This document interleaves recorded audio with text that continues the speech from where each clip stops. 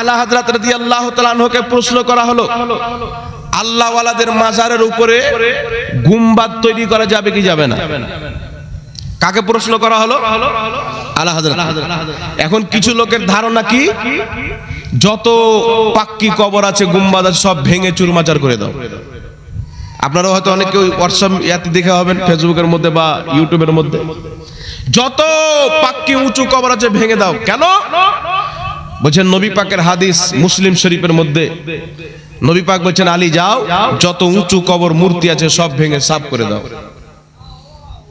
যত উঁচু পাক্কি কবর আছে ভেঙে দাও। তাহলে আল্লাহ ওয়ালাদের কবর উঁচু কেন হলো, পাক্কি কেন হলো? সুনানুল কুবরা লিল বাইহাকির প্রথম খণ্ডের মধ্যে হাদিস, নবী পাক সাল্লাল্লাহু আলাইহি সাল্লামের কবর সাহাবায়ে কেরাম এত উঁচু বানিয়েছিলেন যেমন উটের চূড়া হয়। উটের পিঠের চূড়া দেখেছেন না, অনেক উঁচু হয় না? এইরকম উঁচু বানিয়েছেন। তো আমার আপনার নবী সাল্লাল্লাহু আলাইহি সাল্লাম পাক্কি কবর ভাঙতে বলেছেন, মূর্তিওয়ালা কবর ভাঙতে বলেছেন। কেন? আমার আপনার নবী যেই কবর ভাঙতে বলেছিলেন সেই কবর জান্নাতুল বাকিতে ইহুদিদের ছিল, খ্রিস্টানদের ছিল। তাদের কবরে যেই ব্যক্তি মরতো তাকে দাফন করার পরে তার স্ট্যাচু বানাতো, মূর্তি বানিয়ে তার কবরের উপরে রাখতো। আমার আপনার নবী বললেন, যত উঁচু কবর এবং মূর্তি আছে ভেঙে চুরমাচার করে দাও, কারণ এই দুনিয়ার মাটিতে কোনো কাফিরের কবর হবে না, এই দুনিয়ার মাটিতে কবর হবে মুমিন মুসলমানের কবর হবে। আরেকটু জোরে হবে না সুবহানাল্লাহ? এবার শুনলেন, এই হাদিসকে দলিল বানিয়ে মৌলভী সাহেব বলছে কি, গস পাকের মাজার ভেঙে দাও, জান্নাতুল বাকি সাহাবীর মাজারকে ভেঙে দেওয়া হয়েছে। কিন্তু বিরাদর ইসলাম, আপনাকে বলতে চাই, দুনিয়ার কোনো মুহাদ্দিস, দুনিয়ার কোনো ফকি, দুনিয়ার কোনো ইমাম এই হাদিসকে নিয়ে বলেননি যে কোনো মুসলমানের কবর ভাঙতে হবে। কোন ইমাম বলেননি। যদি কোন ইমাম ব্যাখ্যা করে থাকে যে এই হাদিসের অর্থ হলো আল্লাহ ওয়ালাদের মাজারকে ভেঙে দাও, একটা কোন ইমাম কোন মায়ের লাল যদি দেখাইতে পারে, আমি সারা জিন্দেগি তার গোলামিতে লাগিয়ে দেব। কিয়ামত তো আসতে পারবে, প্রমাণ করতে পারবে না। আলহামদুলিল্লাহ আমরা প্রমাণ করব মুহাদ্দিসিনের যে আকীদা, সালাফদের যে আকীদা ছিল। ইমাম ইবনে হাজার আসকালানী বুখারী শরীফের শারা ফাতহুল বারীর মধ্যে লিখছেন, যেই কিতাবটি সৌদি আরব থেকে ছাপা হয়, যেই কিতাবটি লেবানন থেকে ছাপা হয়, যেই কিতাবটি মিশর থেকে ছাপা হয়, সেই কিতাবের মধ্যে লিখছেন আল্লাহর নবী যেই কবর ভাঙতে বলেছিলেন সেই কবর ছিল কাফিরের কবর, মুশরিকের কবর। যদি কোনো ব্যক্তি এই হাদিসকে হাতিয়ার বানিয়ে, অস্ত্র বানিয়ে আল্লাহ ওয়ালাদের কবরকে ভাঙে, মুসলমানের কবরকে ভাঙে, ওই ব্যক্তি মুসলমানকে কষ্ট দিল। ওই ব্যক্তি যদি আল্লাহ ওয়ালার কবরকে ভাঙে, ইমাম ইবনে হাজার আসকালানী বলছেন সে আল্লাহ ওয়ালাকে কষ্ট দিল।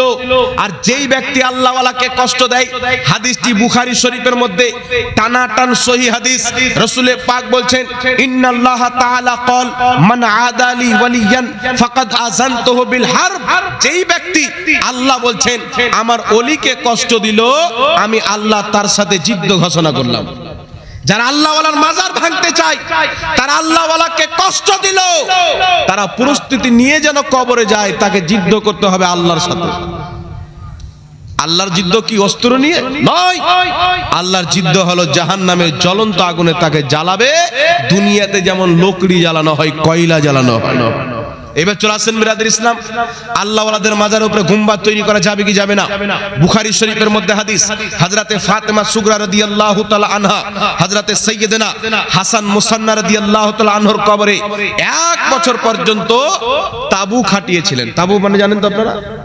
1 বছর পর্যন্ত সেখান থেকে উলামায়ে কেরাম ইস্তেমবাদ করেছেন। ইমাম মুল্লা আলী কারি, ইমাম বদরুদ্দিন আইনি বুখারী শরীফের শারা উমদাতুল কারির মধ্যে লিখতেছেন, কি লিখতেছেন? সর্বপ্রথম হযরতে ওমর ফারুক রাদিয়াল্লাহু তাআলা আনহু নবী মুআজ্জম আর হযরতে আবু বকর সিদ্দিক রাদিয়াল্লাহু তাআলা আনহুর কবরের পাশে প্রাচীর বানিয়েছিলেন হযরতে সাইয়্যিদনা ওমর ফারুক। জোরে বলেন সুবহানাল্লাহ। তো আল্লাহ ওয়ালাদের মাজারের চতুর সাইডে প্রাচীর দিয়ে গুম্বাদ তৈরি করা সাহাবী রাসূল হযরতে উমর ফারুকের সুন্নাত। জোরে বলেন সুবহানাল্লাহ। তার কারণে ইমাম বদরুদ্দিন আইনি বলেন আল্লাহর নেক বান্দাদের কবরের উপরে গুম্বাদ তৈরি করা জায়েজ রয়েছে। ইমাম কাসানি রাহমাতুল্লাহ আলাইহি বাদায়ুস সানায়ের মধ্যে লিখতেছেন আল্লাহ ওয়ালাদের কবরের উপরে গুম্বাদ তৈরি করা জায়েজ রয়েছে। ইমামুল ফুকাহা ইমাম ইবনে আবিদিন শামী রাহমাতুল্লাহ আলাইহি নিজের কিতাব ফাতাওয়া শামীর মধ্যে লিখছেন আল্লাহ ওয়ালাদের কবরের উপরে গুম্বাদ তৈরি করা জায়েজ আছে। শুধু এক মাযহাবের ইমাম নয়, হানাফি মাযহাবের ইমাম, শাফি মাযহাবের ইমাম, মালিকি মাযহাবের ইমাম, হাম্বলি মাযহাবের ইমাম, চার মাযহাবের ইমামদের ফতোয়া হলো আল্লাহর নেক বান্দাদের কবরের উপরে গুম্বাদ তৈরি করা জায়েজ আছে। জোরে বলুন সুবহানাল্লাহ। আর একটু জোরে বলতে হবে সুবহানাল্লাহ। এখন কিছু মৌলবি বেরিয়েছে মাজার বানানো যদি জায়েজই হয় তো হিন্দুস্তান আর বাংলাদেশ আর পাকিস্তান বাদে মাজার কোথাও দেখতে কেন পাওয়া যায় না? আপনি ফিলিস্তিন যান সেখানে মাজার আছে, মিশর যান সেখানে মাজার আছে, ইরাক যান মাজার আছে, ইরান যান মাজার আছে, জর্ডান যান মাজার আছে, শ্রীলঙ্কাতে মাজার আছে, আপনার অস্ট্রেলিয়াতে মাজার আছে, আমেরিকাতে মাজার আছে, পৃথিবীর সমস্ত দেশে যেখানে আল্লাহ ওয়ালাদের গমন হয়েছে সেখানে মাজার আছে। এমনকি যে নবীর দাস সর্বপ্রথম মাজার মুহাম্মদ রাসূলুল্লাহর দেশে তৈরি হয়েছে। জোরে বলুন সুবহানাল্লাহ। আপনি আরবের মাটিতে চলে যান, মোবাইলে সার্চ করেন, গুগল খুলেন, মোবাইলে সার্চ করবেন পুরাতন জান্নাতুল বাকি। জান্নাতুল বাকিতে 1922 সালের পূর্বে প্রত্যেকটা কবরের উপরে গুম্বাদ তৈরি করা ছিল। কত বছর পূর্বে থেকে? হাজারো বছর। আজ থেকে 75 বছর পূর্বে যত মুসলমান সৌদি আরবে ছিল সকলের আকীদা ছিল আল্লাহ ওয়ালাদের কবরের উপরে গুম্বাদ তৈরি করা জায়েজ আছে। বলেন সুবহানাল্লাহ।